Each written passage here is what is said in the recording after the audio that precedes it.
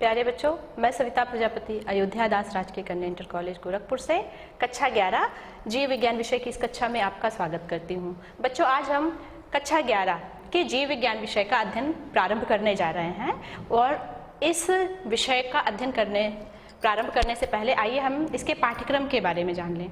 बच्चों, जो जीव विज्ञान का पाठ्यक्रम है कक्षा 11 के लिए, इसको 5 इकाइयों में विभक्त किया गया है और इसकी प्रथम इकाई का अध्ययन हम आज करेंगे। इसकी जो प्रथम इकाई है, जीव जगत में विविधता। इसमें बच्चों 4 अध्याय हैं, जिसमें से पहला है जीव जगत, दूसरा है जीव जगत का वर्गीकरण, तीसरा है वनस्पति जगत और चौथा प्राणी जगत। तो बच्चों, आज हम इस इकाई के प्रथम अध्याय जीव जगत का अध्ययन करेंगे। ये जो अध्याय है, जैसा कि नाम है जीव जगत। जीव मीन्स जीवधारी, जगत मीन्स उनका संसार, यानी कि जीवधारी जिस जगह निवास करते हैं वे सारे स्थान सामूहिक रूप से जीव जगत कहलाते हैं। और ये अध्याय जो है जीव जगत, इसको अध्ययन की सुविधा के लिए हमने इसको 2 भागों में बांटा है, जिसके प्रथम भाग का अध्ययन हम आज करेंगे। इसके प्रथम भाग में जिन चर्चा के बिंदुओं पर आपसे बात होगी, उनमें से पहला है सजीव व इनके लक्षण, फिर दूसरा है जैव विविधता, तीसरा है जीवन के डोमेन, चौथा है जीवधारियों का वर्गीकरण एवं लाभ और पांचवा है वर्गीकी एवं वर्गीकरण विज्ञान। तो चलिए बच्चों, आज की कक्षा प्रारंभ करते हैं जीव विज्ञान से। जीव विज्ञान क्या है? जैसा कि नाम से स्पष्ट है, जीव यानी कि जीवधारियों का, विज्ञान मीन्स उनका सुव्यवस्थित ज्ञान, यानी कि ज्ञान की वह शाखा जिसमें जीवधारियों का हम अध्ययन करें, जीव विज्ञान कहलाती है। बच्चों, जो जीव विज्ञान है, इसको इंग्लिश में बायोलॉजी कहा जाता है। ये बायोलॉजी शब्द ग्रीक भाषा के बायोस और लोगस नामक 2 शब्दों से मिलकर के बना है, जिसमें बायोस का अर्थ है लाइफ यानी जीवन और लोगस का अर्थ है स्टडी यानी कि अध्ययन, यानी कि जीव विज्ञान विज्ञान की वह शाखा है जिसके अंतर्गत जीवन का या जीवधारियों का अध्ययन किया जाता है। जो जीव विज्ञान है या बायोलॉजी शब्द है, इस शब्द का प्रयोग सबसे पहले लैमार्क तथा ट्राविरानस नामक वैज्ञानिक ने किया था। चूंकि जीव विज्ञान का अध्ययन का क्षेत्र बहुत अधिक विस्तृत है, इसलिए इसको 2 मुख्य शाखाओं में विभाजित किया गया है। पहली शाखा है जंतु विज्ञान, जिसको हम जूलॉजी भी कह सकते हैं, और दूसरी शाखा है वनस्पति विज्ञान, जिसको हम बॉटनी भी कहते हैं। जो जंतु विज्ञान है, इसको इंग्लिश में जूलॉजी, ये जूलॉजी शब्द जो है ये ग्रीक भाषा के 2 शब्दों से मिलके बना है, जून प्लस लोगस। जून का अर्थ है एनिमल या जंतु, लोगस का अर्थ है स्टडी यानी अध्ययन, यानी कि जीव विज्ञान की वह शाखा जिसमें जंतु या प्राणियों का अध्ययन किया जाता है, जंतु विज्ञान कहलाती है। और ये जंतु विज्ञान के जनक जो हैं अरस्तु को माना जाता है। इसी तरह से जीव विज्ञान की दूसरी शाखा है वनस्पति विज्ञान या बॉटनी। बॉटनी शब्द जो है ये भी ग्रीक भाषा के एक शब्द बॉटनी से बना हुआ है, जिसका अर्थ है हर्ब या प्लांट, यानी कि शाक या पौधे, यानी कि जीव विज्ञान की वह शाखा जिसके अंतर्गत पेड़ पौधों का अध्ययन करते हैं, वनस्पति विज्ञान या बॉटनी कहलाती है। और वनस्पति विज्ञान के जनक जो हैं थियोफ्रास्टस हैं। आइए बच्चों, अब हम चलते हैं अपने अध्याय पर। जीव, संसार में या जगत में जितनी भी वस्तुएं पाई जाती हैं उनको 2 भागों में विभक्त किया जा सकता है, सजीव वस्तु और निर्जीव वस्तु। सजीव वस्तु क्या होंगी? ऐसी वस्तुएं जो जीव द्रव्य से बनी होती हैं, सजीव वस्तुएं कहलाती हैं। निर्जीव वस्तुएं वे वस्तुएं जो जीव द्रव्य से नहीं बनी होती हैं, जिनमें जीव द्रव्य नहीं पाया जाता है, निर्जीव वस्तुएं कहलाती हैं। सजीवों में कुछ विशेष लक्षण होते हैं जो इन्हें निर्जीवों से पृथक करते हैं। तो आइए हम देख लेते हैं कि सजीवों में कौन कौन से लक्षण पाए जाते हैं जिनके कारण सजीव निर्जीवों से अलग होते हैं। पहला लक्षण है कोशिकीय संगठन। बच्चों, पृथ्वी पर या संसार में, जगत में जितने भी सजीव होते हैं वो कोशिका से बने होते हैं। एक कोशिकीय जीव एक कोशिका से, बहुकोशिकीय जीव बहुत सारी कोशिकाओं से बने होते हैं। दूसरी विशेषता है आकृति एवं आमाप। जो सजीव हैं, प्रत्येक सजीव का एक निश्चित आकार और आकृति आमाप होता है। कुत्ते का आकार कुत्ते की तरह होता है, मछली का आकार मछली की तरह होता है, छिपकली का आकार छिपकली की तरह होता है, बरगद के पेड़ का आकार बरगद के पेड़ की तरह होता है, तो सभी जीव का एक निश्चित आकार एवं आकृति होती है, जबकि जो निर्जीव होते हैं उनका ना तो कोई निश्चित आकार होता है, ना ही कोई निश्चित आकृति होती है। आप लोहे को ही देख लीजिए, उसका कोई भी निश्चित आकार एवं आकृति नहीं होती है। अगली विशेषता है वृद्धि। जितने भी सजीव हैं उनमें कोशिका विभाजन के द्वारा जीव भार में या उनकी संख्या में वृद्धि होती है।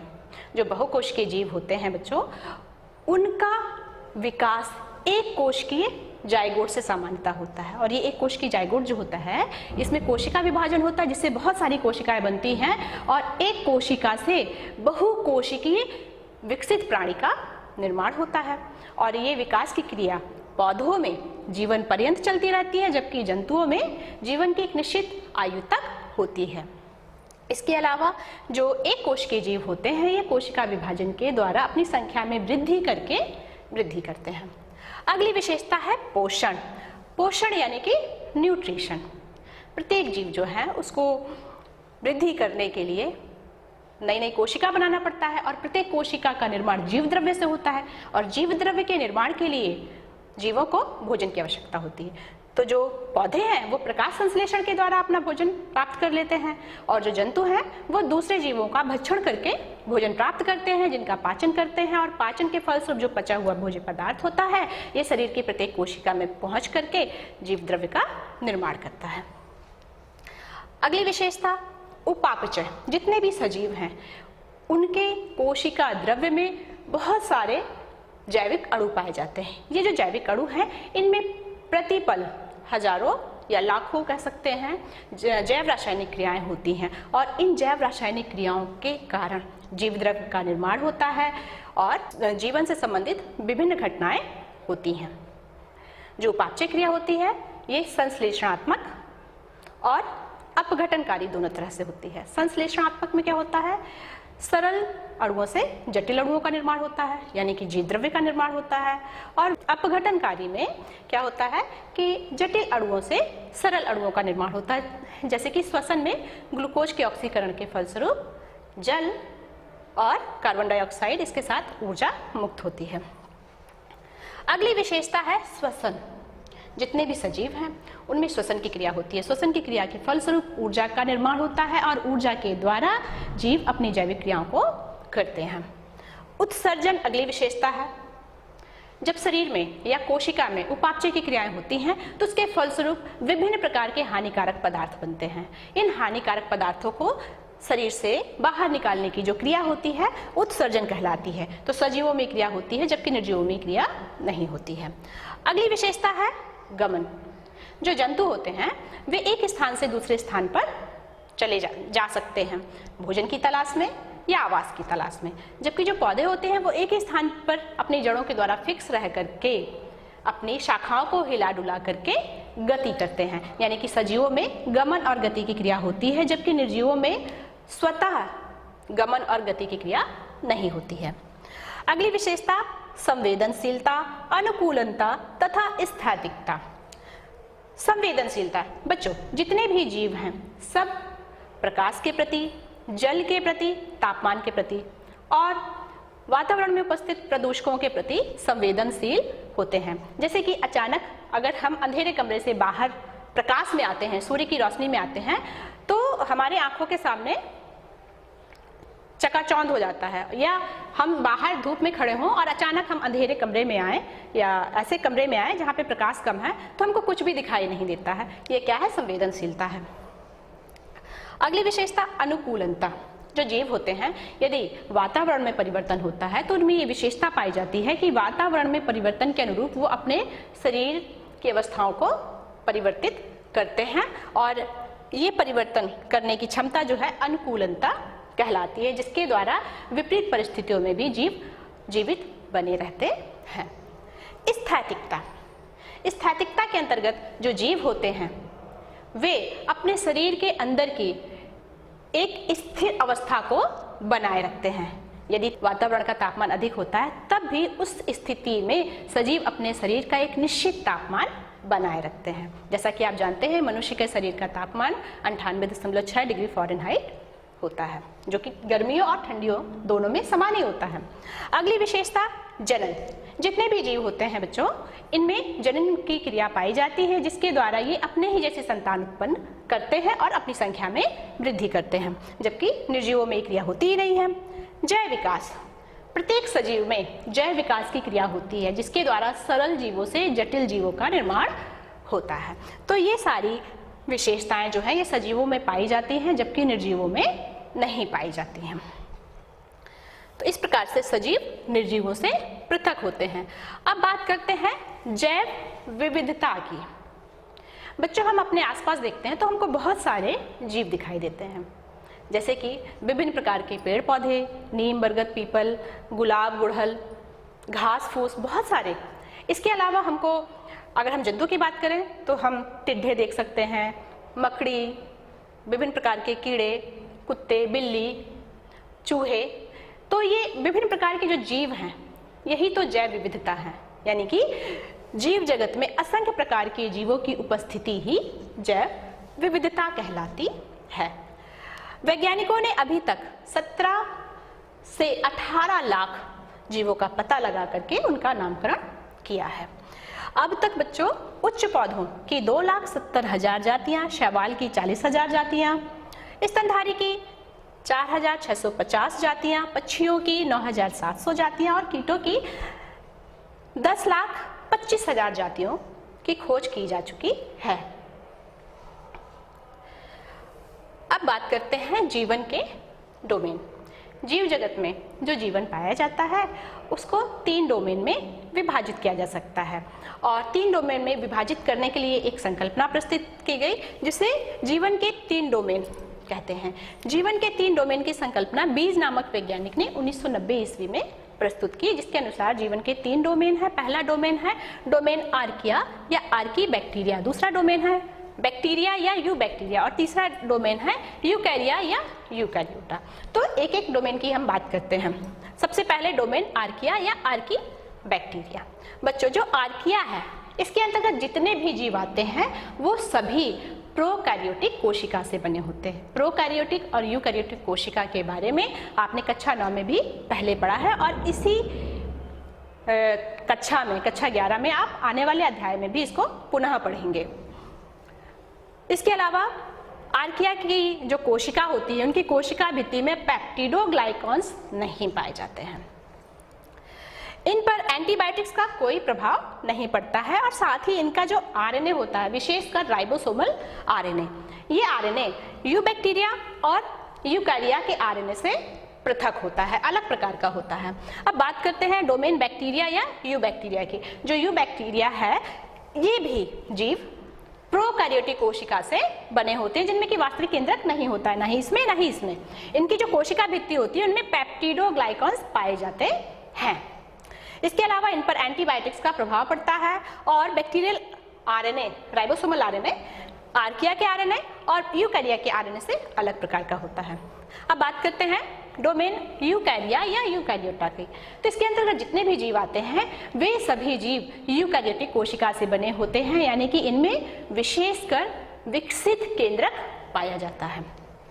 इनकी जो कोशिका भित्ति है, कुछ जीवों में कोशिका भित्ति उपस्थित हो सकती है और कुछ जीवों में कोशिका भित्ति उपस्थित नहीं होती है। जिनमें कोशिका भित्ति उपस्थित होती है वो सेलुलोज या काइटिन की बनी होती है, विशेषकर पौधों में सेलुलोज की, और जो कवक होते हैं उनमें काइटिन की बनी होती है। इन पर एंटीबायोटिक्स का कोई भी प्रभाव नहीं पड़ता है, और इनका आरएनए जो होता है ये आर्किया और बैक्टीरिया के आरएनए से अलग प्रकार का होता है। तो ये बात हुई बच्चों जीवन के डोमेन की। अब बात करते हैं जीवधारियों का वर्गीकरण। तो सबसे पहले वर्गीकरण क्या होता है? वर्गीकरण मतलब वर्गों में बांटना। जैसे कि बच्चों आपके बैग में बहुत सारे पेन, पेंसिल, रबड़, शार्पनर, कॉपी और बुक्स हैं। अगर आपसे कहा जाए एक जैसा काम करने वाली सामग्री को आप एक तरफ अलग अलग समूहों में बांट दें, तो आप क्या करेंगे? पेन और पेंसिल को अलग कर देंगे, इरेजर अलग कर देंगे, शार्पनर अलग कर देंगे, कॉपी अलग कर देंगे क्योंकि कॉपी पे लिखते हैं, और बुक से पढ़ते हैं तो बुक अलग कर देंगे। तो इस तरह से आपने क्या किया? इनको छोटे छोटे समूहों में बांट दिया। तो समानता और असमानता के आधार पर किसी भी वस्तु को अलग अलग समूहों में बांटना वर्गीकरण कहलाता है। अब जीवधारियों का वर्गीकरण क्या होता है? जीवों को उनकी समानता और असमानता के आधार पर जब हम वर्गों में या समूहों में बांट दें तो ये क्रिया क्या कहलाती है? वर्गीकरण कहलाती है। और वर्गीकरण जो होता है यह बहुत ही आवश्यक है, इसके बहुत से लाभ हैं। जैसे कि इसके द्वारा जीवों का अध्ययन करना सरल हो जाता है। जैसे एक समूह में बहुत सारे जीव हैं, ठीक है। यदि मान लीजिए हम पृथ्वी पर जितने भी समूह हैं, जितने भी जीव हैं, उनका अलग अलग अध्ययन करें तो हमको प्रत्येक जीव का अध्ययन करने में बहुत टाइम लगेगा। लेकिन वर्गीकरण करने से यदि एक समूह के एक जीव का हम अध्ययन कर लेते हैं तो उस समूह में जितने भी जीव आते हैं उनका अध्ययन हमको हो जाता है, यानी कि उसके बारे में कुछ ना कुछ जानकारी हमको मोटी मोटा जानकारी प्राप्त हो जाती है। इस तरह से हम कह सकते हैं कि इनके द्वारा जीवों का अध्ययन करना सरल हो जाता है। दूसरा लाभ है जीवों की जीव जगत में स्थिति का पता चलता है कि जीव जगत में जीव किस स्थिति पर है, जिसके बारे में आप टैक्सोनॉमी में पढ़ेंगे। जीवों के परस्पर संबंधों का पता चल जाता है कि एक जीव दूसरे जीव से किस प्रकार से संबंधित है। अगला लाभ है जीवों की उत्पत्ति और विकास क्रम का पता चलता है। इससे जीवों की जैव विविधता का भी पता चलता है कि जीव जगत में कितनी अधिक जैव विविधता पाई जाती है। तो ये बात हुई वर्गीकरण की। अब बच्चों वर्गीकी और वर्गीकरण विज्ञान। वर्गीकी और वर्गीकरण विज्ञान जो है ये जीव विज्ञान की एक शाखा है जिसके अंतर्गत जीवधारियों का वर्गीकरण का अध्ययन किया जाता है। तो वर्गीकी सबसे पहले हम देख लेते हैं वर्गीकी या टैक्सोनॉमी।